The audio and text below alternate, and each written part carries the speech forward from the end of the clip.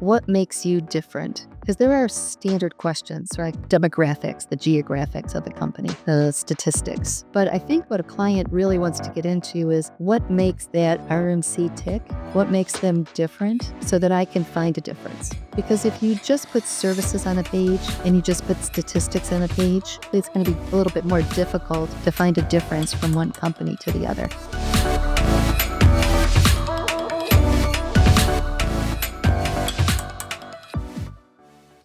Welcome to another episode of Relocation Leader. I'm your host, Zac Turbes, and today we have Pam Jacknick in the house, our Senior Vice President of Global Client Development. Welcome, Pam. Well, thank you for having me here. Thank you.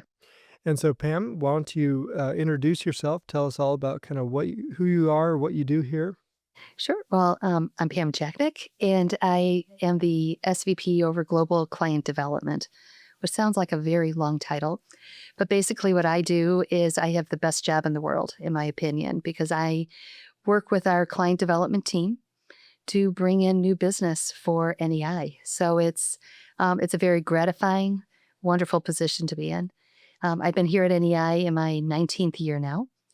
I've been in the industry since 1982, so have learned along the way through many different parts of our industry and roles and such, but I'm in the best spot now.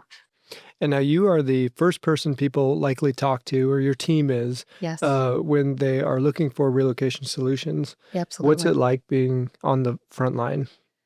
Sometimes it can be a little, I don't want to say it's scary, but it's like the unknown, which is exciting.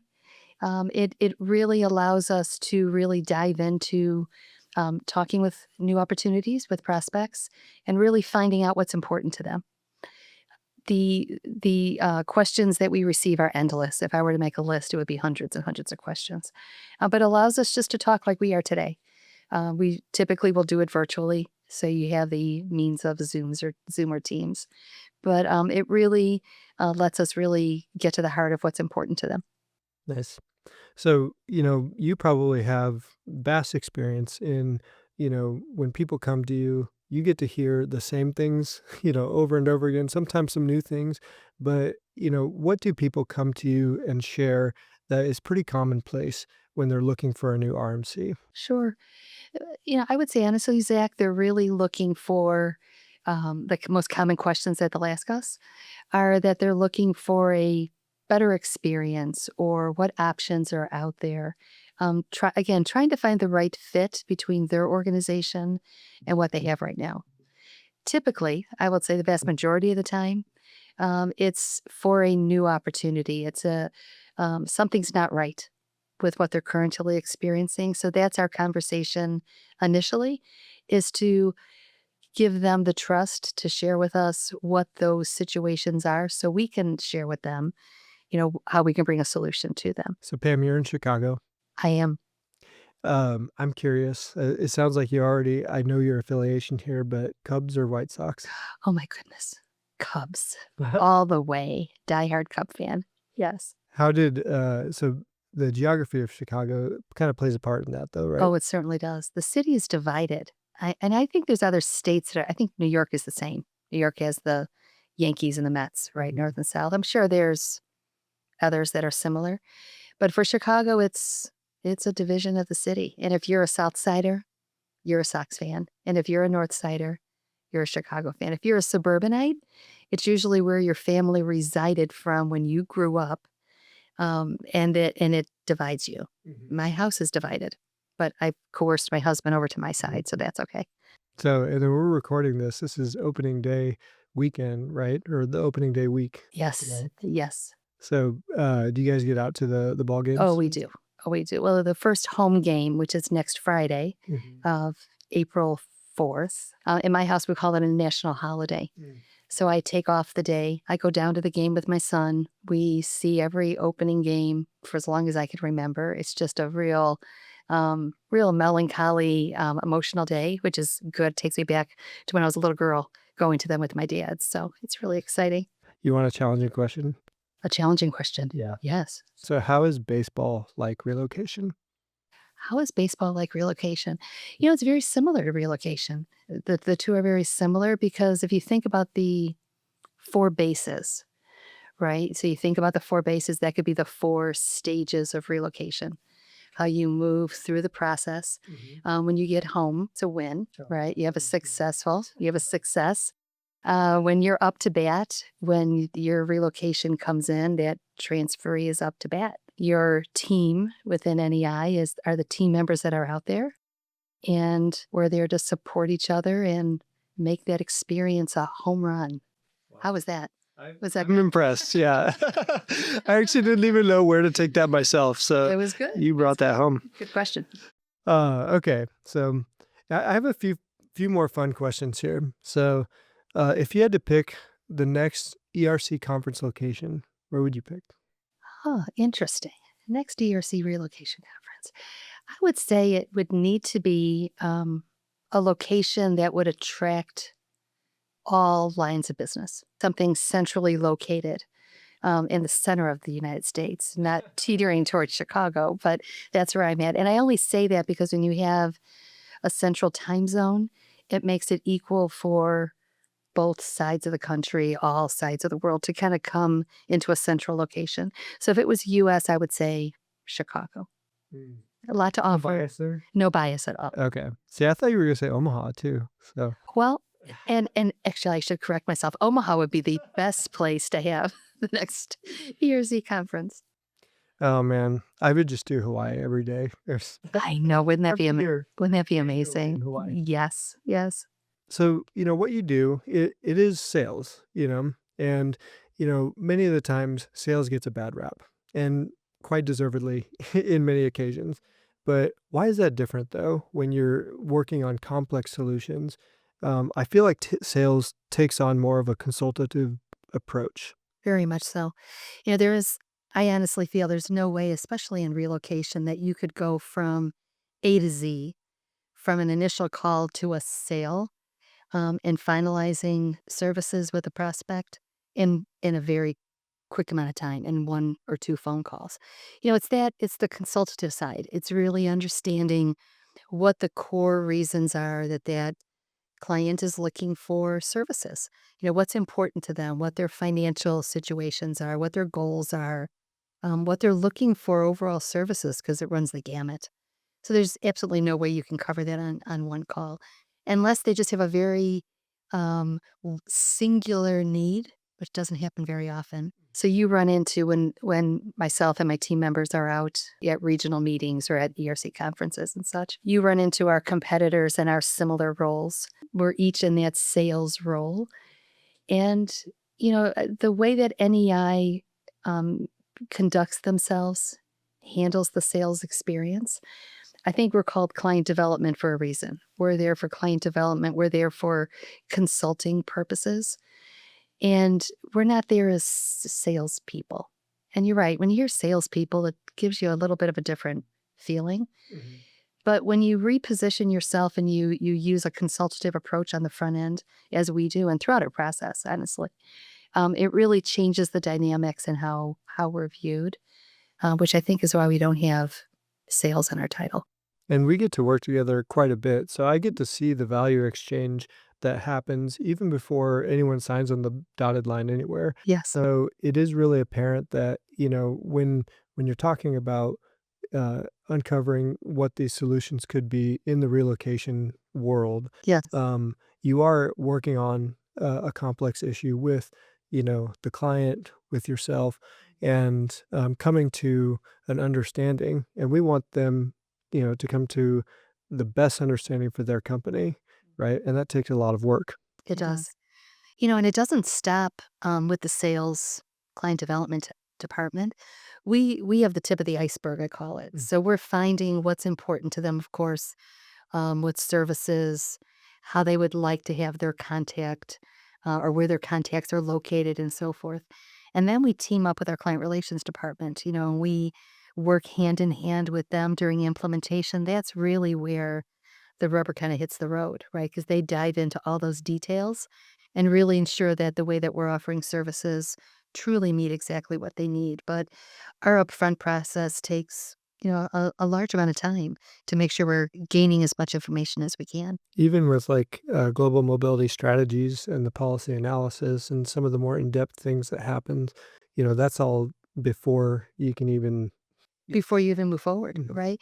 And we have so many amazing departments like yours, Zach, that helps us with all of our marketing and materials that we're going to provide, to prospects. Like you said, global mobility strategies that will dive into policies, give us at least a tidbit of information that we can share with clients. If they bring up a internship program, we could share our most recent internship survey, different components that they might be looking for. If they have a certain service requirement, we can go to our service partner relations department and they can provide information that we can share. So we really work as a much larger team within our organization, which is helps us do nothing but sell more clients. So, nowadays people are empowered with, all the internet tools, the internet, you know, um, AI engines and whatever. They feel very comfortable researching a lot of issues by themselves. Um, what is it that, clients are justified in researching by themselves? And when is that not sufficient to meet their needs? Sure. Really good question. So, AI, oh my goodness, that has just taken our overall environment, right? Not only relocation, of course, mobility, but has taken us to another level because there's so many more resources at anyone's fingertips. Um, that being prefaced, though, the information that's out there isn't many times the most appropriate for that client's situation. So it's good information. Of course, it's good information that they get a very high level piece of data, but then bringing it down to their specific situation. That's the one thing that AI really doesn't do. That's the human aspect that we can bring into the fold. Because I mean, we use AI for so many different resources within our own organization now. It just helps us be better, but we just know that that personal side really needs to be brought into the mix because clients will go out there and will search all different types of entries. Their employees will do the same thing when they're going to a new destination. So at least it gives them an idea, but it's not giving them the depth of detail that they truly need. And when you think about how AI models are trained, they need a subset of data that is going to tell them how to answer questions in any given situation. But that data really isn't publicly available. How NEI has handled transactions and moves and all these things, that's not something we put out there or any other relocation company does put out there. And so, the experience is in-house still, Yes.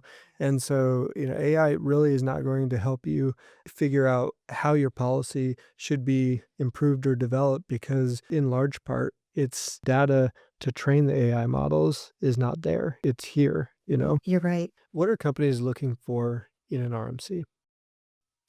It varies, but I would say it varies by the needs of the client. But I would say overall, um, any client is looking for a company that's financially stable, right? There's been a lot of changes in our industry over the last, let's say, 10 years, a lot of consolidation, some companies that are no longer in business, sadly.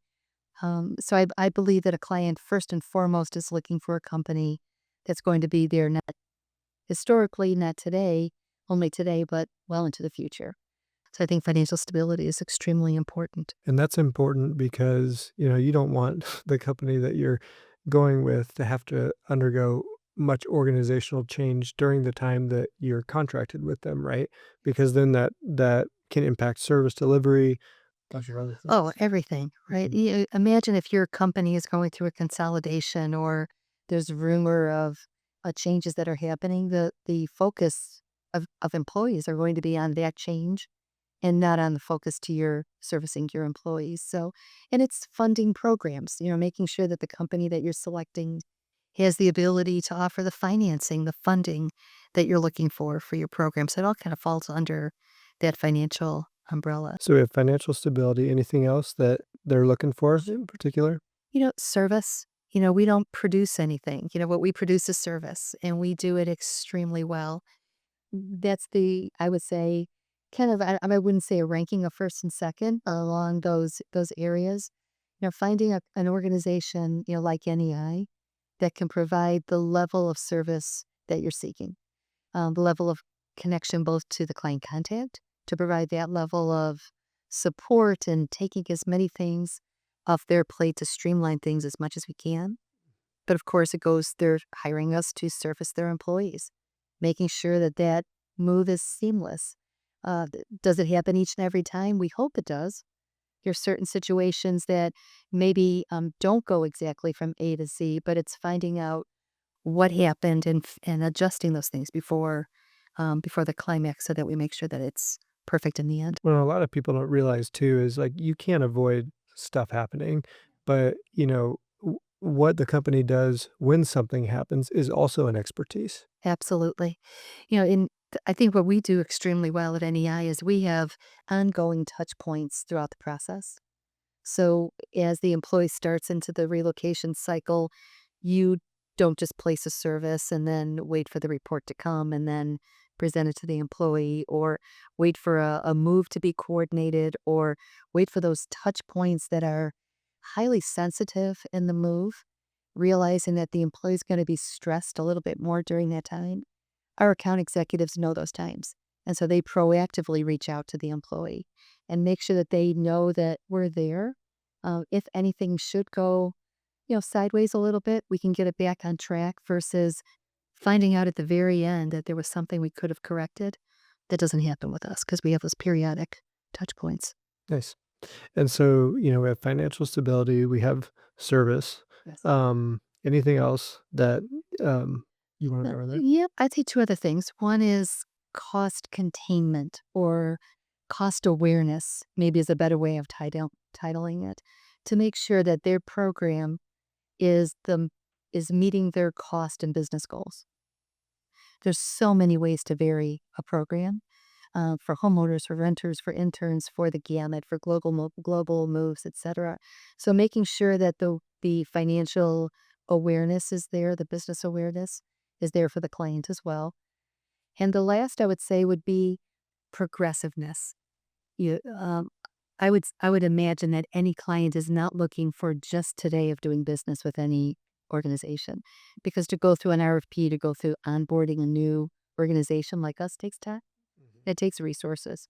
So looking where we can take their program into the future, always looking ahead, looking at their trends, and it affects so many things, their policy, their program, their services, their changing dynamics, and being that partner with them. So I would say that would be the fourth thing would be our progressiveness and looking to the future of their program. So making sure that you're working with a company that can evolve with you as you Absolutely. change. Good point. Yes, exactly. So you have these things. How do companies figure out, which company is right for them then, looking at these different areas? It's a process. It's a process. And I will say there are many clients that are open to receiving input from so many companies like ourselves. And we can tell that during an RFP process because there's many times questions that you can tell have been from different resources and they've blended them together. So, not that that's a bad thing. It's a good thing to reach out and make sure that you're having that connection with companies to see if they're the right fit before an RFP ever starts. But the RFP process really needs to be treated as a project. Really, there's a lot of planning to that, a lot of prep work, planning, and then the end result to make sure that it flows according to your timeline. And when you're done with this large undertaking, to make sure that you have the results that are satisfactory to you. So RFP, long process. How can it be not so much of a grueling process though? Like, how do you make the RFP process something that, you can efficiently get through, arrive at a decision that everyone can live with, Um, what can the clients do, What can the RMCs do to facilitate that?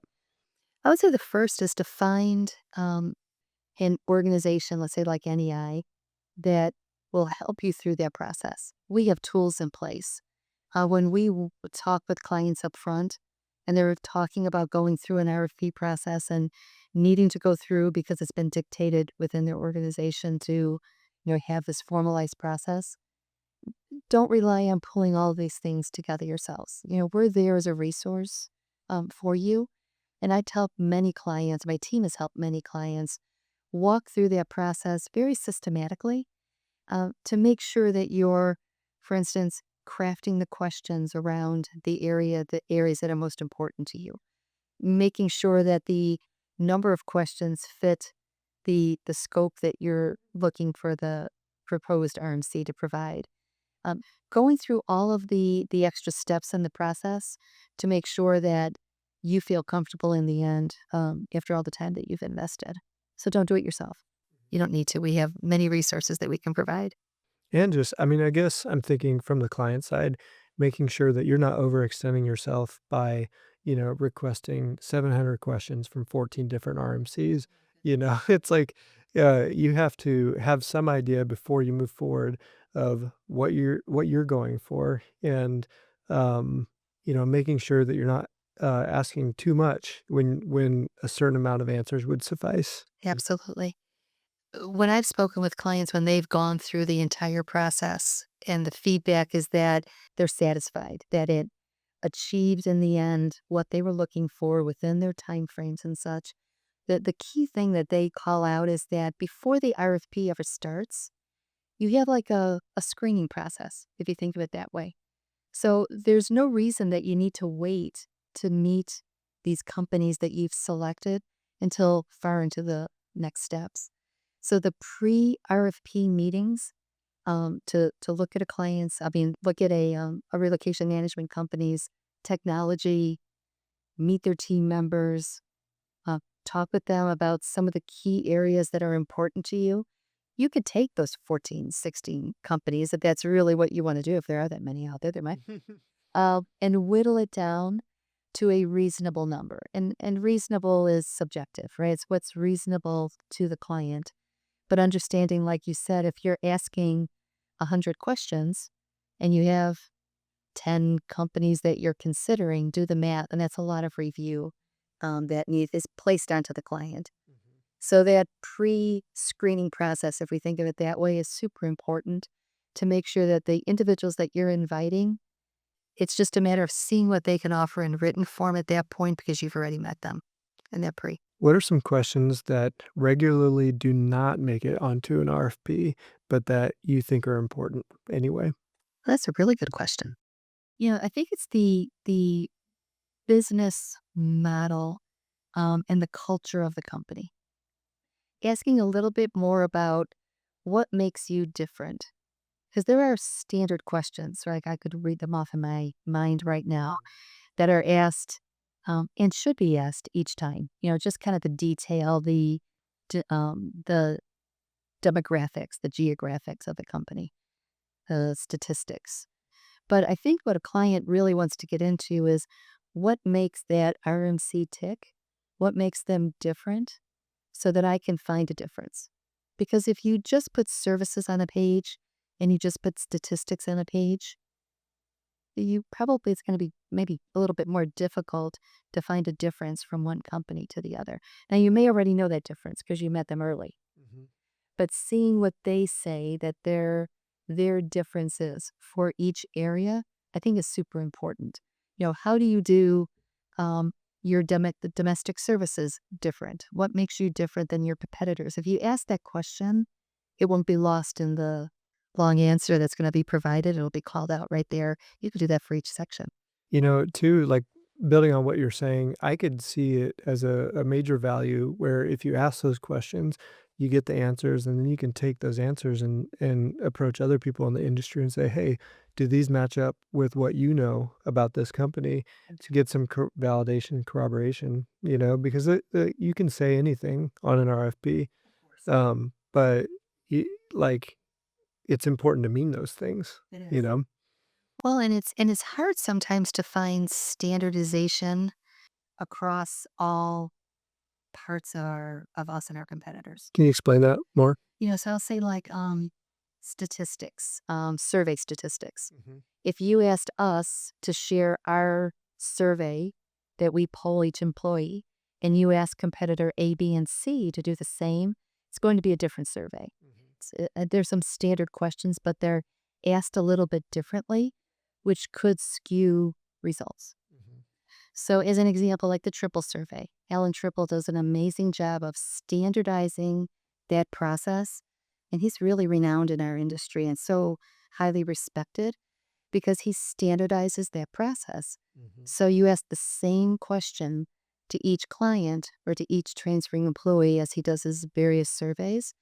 And that gives you an apples to apples. Otherwise, you're kind of apples to oranges. It's really not. Yeah, you're asking each company kind of, what their employee experience is like, and, those questions and answers may be different, but that's the benefit of going to these more independent studies. Absolutely. Yeah. In an Allen's survey, he'll take different categories. Is it service? Is it cost? Is it integrity? Is it would you recommend? Um, Again, very transparent, very even across all corporations that they provide information on across our industry. So it's valuable. Mhm. Nice. So I'm curious, what's an appropriate time frame to go from searching for an RMC to actually signing with one? Oh, it look, I can't say it varies, right? It depends, right? That's what you always say, right? Yeah. But it really does vary based on the scope. What are some indicators that it's going to be a longer process? The longer process, I would say, would be dictated by is it a global opportunity with multiple stakeholders around the globe? That's becoming more and more common. Mhm. Gone are the days where our sole contact is here within the domestic US, and maybe they have international offices. More times than not, there's more contributors, more individuals that want to have a say so in how that division is being utilized, is utilizing their new partner. So that will extend it. The other is just the scope itself, just to make sure your volume, you want to make sure that you're aligning yourself with an organization that can provide that depth of services. So that might extend it only because there's more stakeholders, there's more questions to be asked. Mhm. And what would be some indications for you that an RFP may potentially like not be even be needed? So an RFP could be avoided really by any client if they understand their upfront business goals and are willing to work through a very streamlined process versus having it be a formalized process. So, I'm curious because there are some, not that pricing is a red herring, because pricing is important, right? But, one thing that companies need to keep in mind is like they're choosing a partner here. And, um, that has its own costs in the long run. And especially if you're hoping for, because no one should hope for working with a company only for 2 or 3 years and then hopping companies until they find the right fit, or maybe that's your thing, I'm not sure. But you're hoping for a long-term relationship anytime you go out to RFP, right? um, so, going back to what you said about culture, asking those questions, I really do think that those, in a roundabout way, that it is like asking about price, in the long run, because, to choose a partner up front, that's going to give you, 10, 15, 20 years or more. How much money would you be saving in the long run if you just pick the right partner up front? Right. And finding when you say about price, making certain that the upfront price that you're discussing with them Mhm. is transparent, Mhm. so that you fully understand it's a partnership with any client. Yep. So you never want to have them be surprised when they receive their first invoice or receive the agreement, first of all, and then their first invoice and find that there's charges or fees on it that they weren't aware. Mhm. So having that partnership, having that transparency upfront is super important, but also looking at for the future to your examples, Zach, to go through an RFP takes a lot of time. Mhm. Takes a client away from their daily job that they're doing, and now they have this extra task of going through an RFP. So I don't know that any client aspires to continually go through Mhm. an RFP unless, as you said, unless their selection up front wasn't fully vetted, Mhm. and now they're finding that they didn't make the right decision, or internally within their company they're required, to go to bid every so many years, which we do find occasionally as well. But you want to make sure that you're costs, your fees are continually reviewed by whatever company you select. That's what we do extremely well, is making sure that you're not worried about an inflationary area or something that surprises you later on because we've already discussed it before those things happen. Well, I really enjoyed having you, Pam. Thank you so much for coming on the podcast. Well, thank you. Thank you for having me. I really appreciate being here. All right, thank you for joining us for another episode of Relocation Leader, and we will see you back in 2 weeks.